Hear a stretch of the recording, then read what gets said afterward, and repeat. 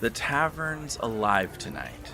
Stories are flying faster than the ale, dice rolling, and secrets being bartered like coin. And you found me here, tucked in a quiet corner, with my ledgers open, trying to make sense of it all. Not the chaos of the night, no, that is the tavern's heartbeat. But the balance beneath it. The way truth and consequence seem to dance together. Even here between spilled mead and laughter.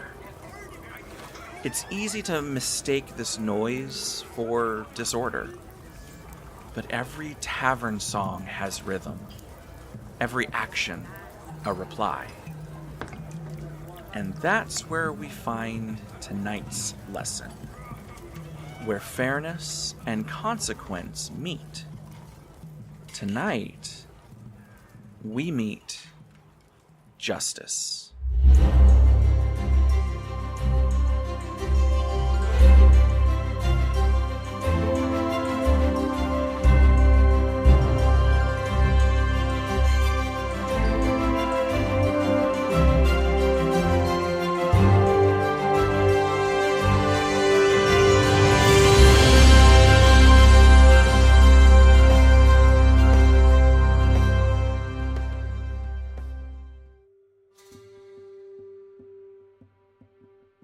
There was a day in Valharo, a city of white marble and black secrets, where the square filled with voices demanding judgment.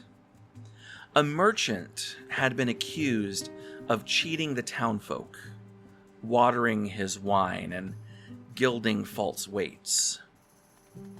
The air was thick with heat and anger. Mothers clutching their children, beggars shouting curses. Even the pigeons seemed to circle a little bit slower above the square. His rivals cried for punishment. Their words were sharp as daggers.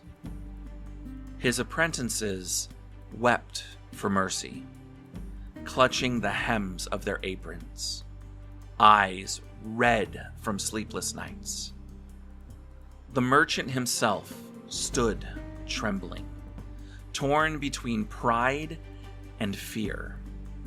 The judge stood silent, face unreadable, her crimson robes gleaming in the sun. When the crowds grew restless, she raised her hand and said, "Bring forth his scales." And they did. A fine pair of brass balances, tarnished, but true. She placed a single coin on one side. "The weight of greed," she said, as the beam tilted. And then she placed another. "The cost of hunger." The beam tilted further. Then she took a loaf of bread baked by one of the merchant's apprentices earlier that day. "The measure of forgiveness." She placed the bread on the other tray, and the beam itself leveled. The judge turned to the merchant. "Your punishment," she said, "is not to pay gold, but to feed the people that you have wronged. You will learn the worth of balance." I remembered the murmurs throughout the square. Some called it mercy, others called it folly. The judge raised her hand once again as the noise of the crowd started to grow. "Justice, when true, doesn't crush. It corrects." As I stood there with my lute slung over my shoulder, watching this judgment unfold, something in me shifted as well. I realized that justice isn't a sword to strike. It's a mirror to see ourselves in. We often want the world to be fair in our favor, but true fairness cuts both ways. That day in Valharo, I understood that mercy and consequence are both parts of the same scale. When the sentence was carried out, I stayed in Valharo for a time. I watched the merchant day after day as he worked in the market, passing out loaves of bread and pouring fair measures of wine. At first, many people refused to meet his eye. Some spat at his feet. But as the weeks wore on, their hostility softened. They began to speak to him again, and he began to listen. One morning, I passed him as he handed a loaf to an older woman. He caught my eye and said quietly, "It was never the hunger I feared. It was the weight of my own hand." He smiled, tired but lighter, and I knew that justice had done its work. When I left Valharo, the square felt different. The stones felt cleaner. The air felt clearer. The city itself had learned something on that day. That justice isn't about retribution. It's about restoration.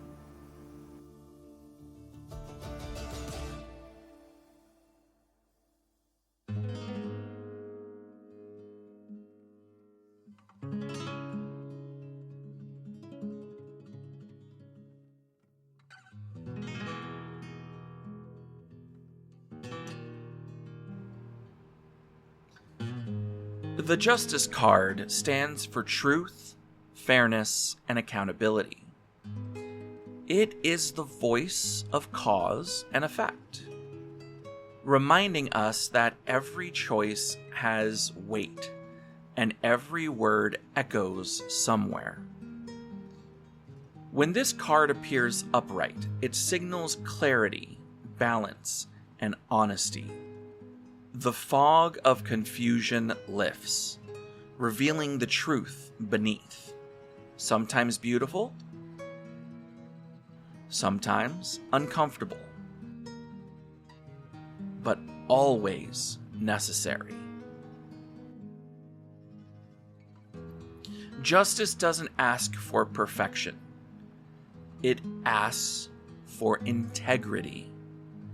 It invites you to take ownership of your actions, to make amends where it's needed, and to live in alignment with your own moral compass.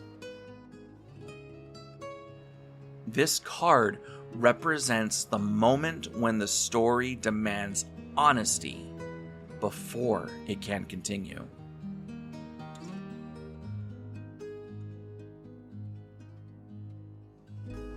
When justice appears upright in a reading, it often signals a decision point, one that cannot be avoided. It may represent the outcome of a legal matter, a truth being revealed, or the universe tipping the scales to restore balance. In matters of love, it may ask you to examine your partnership for equality and fairness.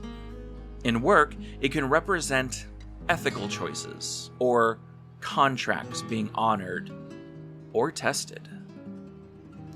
But more than anything, justice reminds us that the universe keeps perfect score, even when people do not.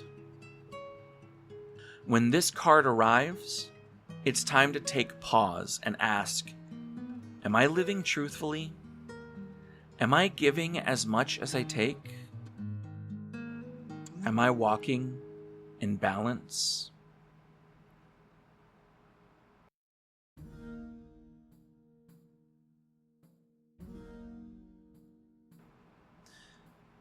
There's a strange peace in admitting when we're wrong. It's like a storm breaking. Chaotic at first, but then clean.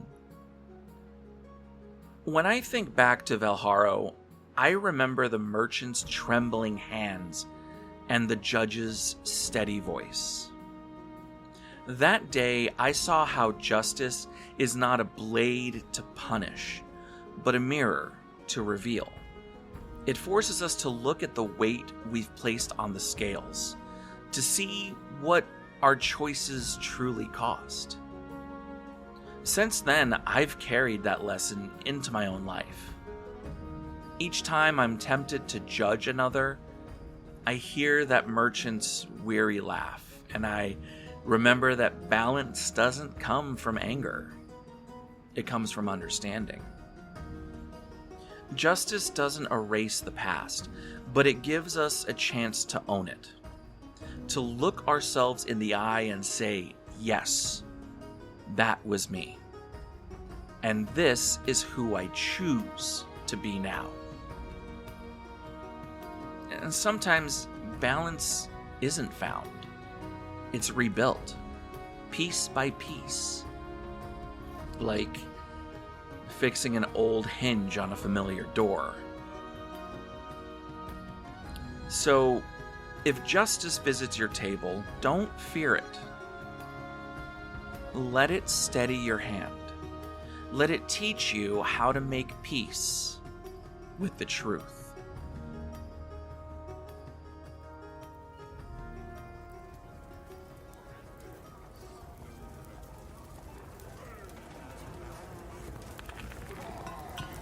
Well, I think that's enough accounting for one night.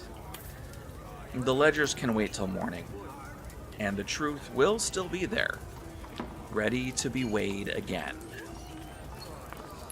But beware, adventurer. When the scales of justice tip too far, when clarity clouds and reason bends, justice herself may falter. Next time, we'll meet justice reversed. Until we meet again, adventurer, the Tarot Tavern is always waiting, where stories are etched in the cards and wisdom flows like mead from the tap. The journey doesn't end here, it's only just begun. Come back soon. Your next chapter awaits. Before we part ways for now, I just want to say thank you again for spending some time with me here at the Tarot Tavern. Every tale told and every card turned is powered by passion and a fair bit of coffee. If you'd like to help keep the lights on here at the tavern, I've set up a coffee page at ko-fi.com/the Tarot Tavern. That's TheTarotTavern. There, you can toss a one-time tip to the bard, or if you're feeling especially generous, you can become a frequent adventurer. Frequent adventurers are monthly supporters who help cover the behind-the-scenes cost of this podcast. Hosting fees, production tools, ink for the quill, wax for the candles, you get the idea. As a thank you, every frequent adventurer will receive a personal shout-out right here on the podcast, and a special Tarot Tavern sticker mailed directly to you as a token of my thanks. It's my way of raising a glass in your honor and letting you know just how much your support means to me. Now you'll find the link down in the show notes, and whether you do choose to support with a donation or simply by listening and sharing this podcast, you are helping keep this story alive and the mead flowing. And honestly, adventurer, I couldn't be more grateful.